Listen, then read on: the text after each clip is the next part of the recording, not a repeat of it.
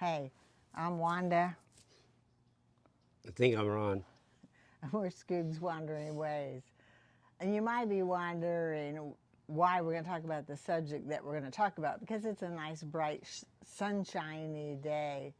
But I figure this is a good time to talk about the subject of what do RVers do when they're full-time RVers and you get the warning of a tornado Or a hurricane. or hurricane. And that's just prayers and our thoughts to all those people in Tennessee that are affected by the hurricane. I hope that you get all the help you need, and there are good services and church organizations that are there to help all the people. And if anything you can do, send a few dollars to help those poor folks out.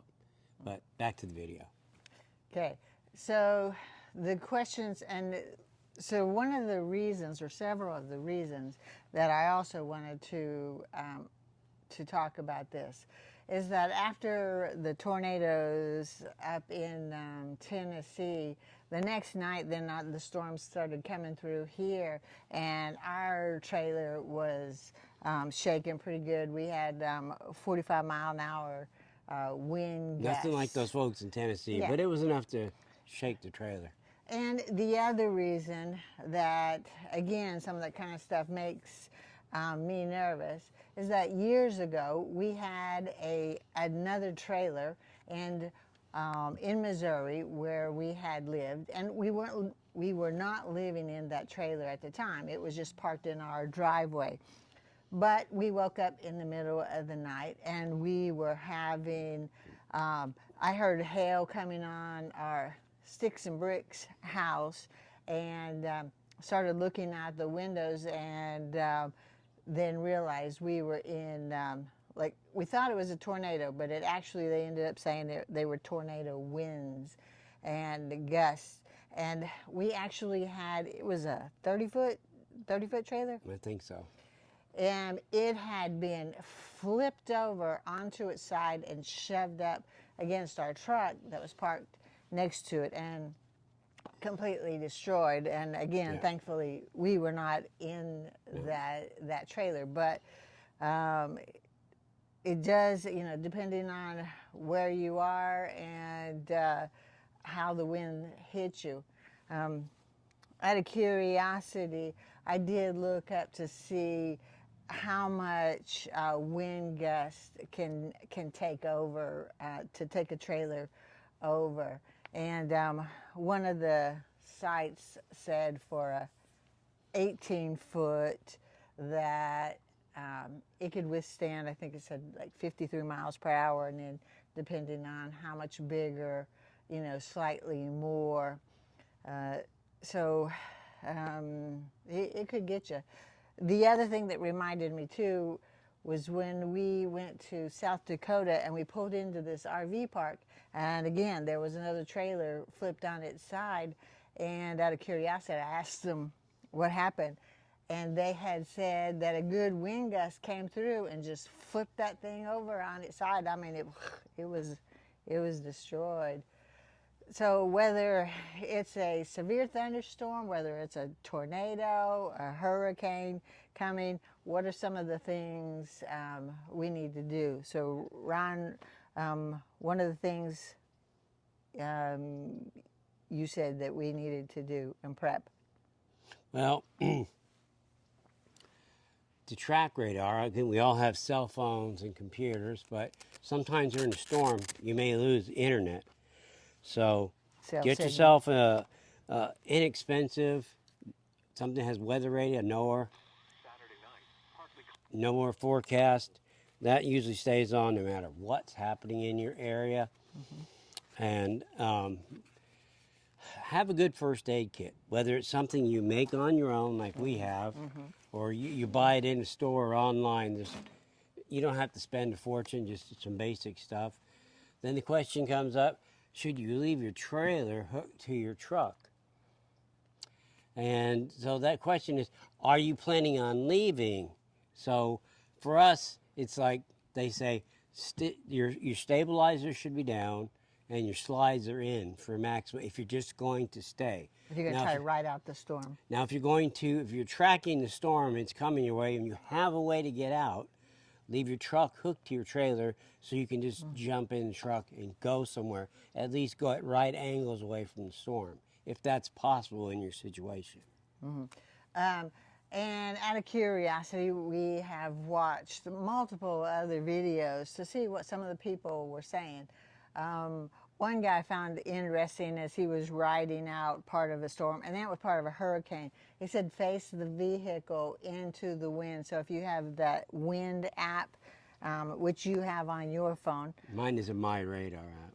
And so it can tell the wind, and then so you turn your vehicle into the wind, so it's coming directly at you. Those are one of the suggestions for that. We did have somebody in our RV park here that he's a traveling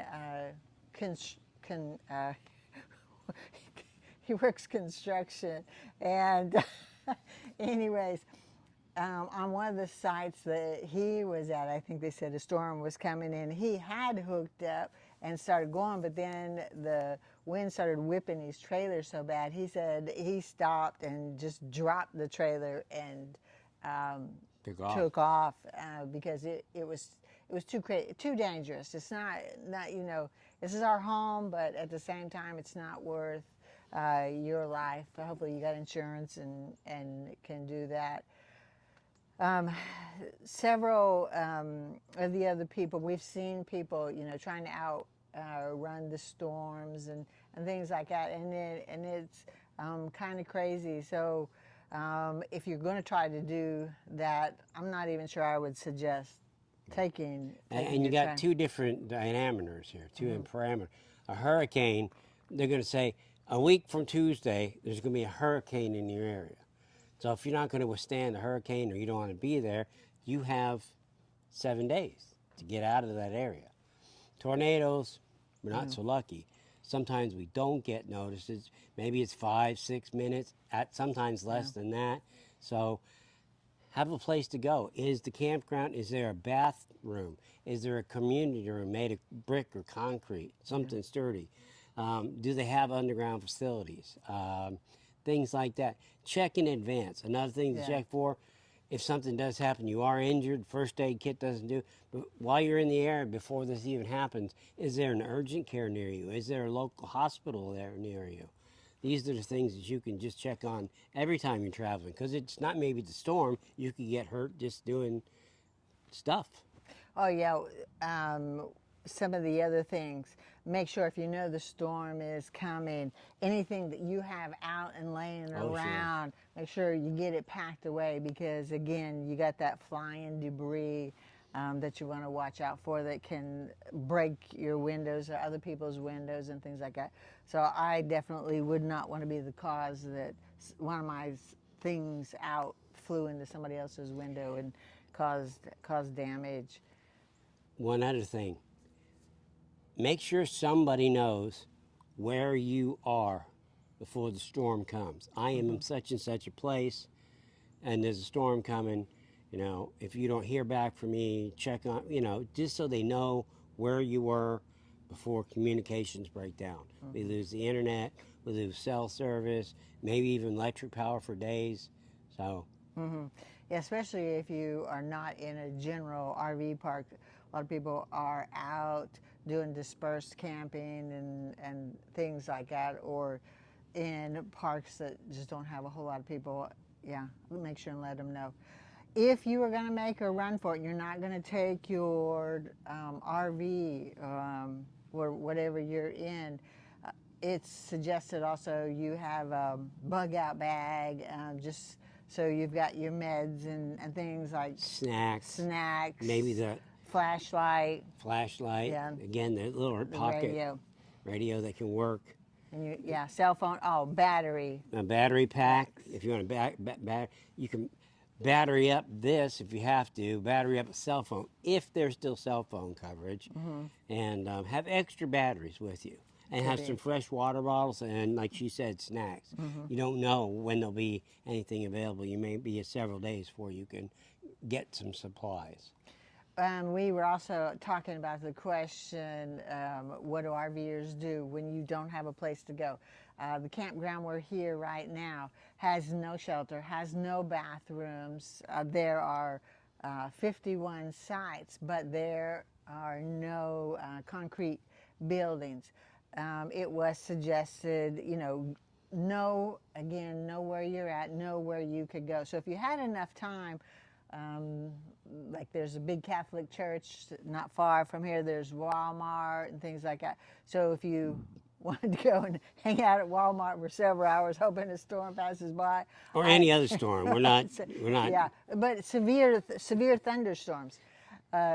One of the other things, I'm going to see if I can attach this video clip, was a RV dealership, and they were watching the trailers. Some of them flipped over, and Well, then don't some tell of them them. they can see it. But I mean, boy, it doesn't take much, and some of these can go over. But again, you have to be prepared.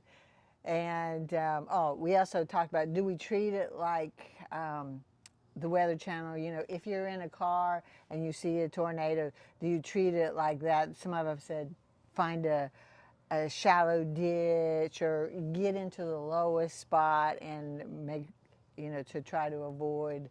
Yeah, but if it's raining, you could get flooded out there. I don't know. Well, it depends. Again, it's watch the weather, watch your weather apps to try to be a little bit prepared on that. Let's see. I think we've covered most of our notes. Was there anything? No. Yeah. Just be safe. Be prepared. Know your surrounding. Know what's around you. Let somebody know. Hey, thanks for watching. And really, leave some comments. Did we leave something major out? Something that you would add to this video? We read them, and we'll get back to you. Yeah. And I asked. Yeah. Leave the comment, but tell us what kind of preparations do you make planning for a storm, or have you been in a tornado incident and maybe you've done, or ridden through a hurricane, and let us know. Maybe you've done some different things. Also, oh yeah, one other thing I would say, we did see one people.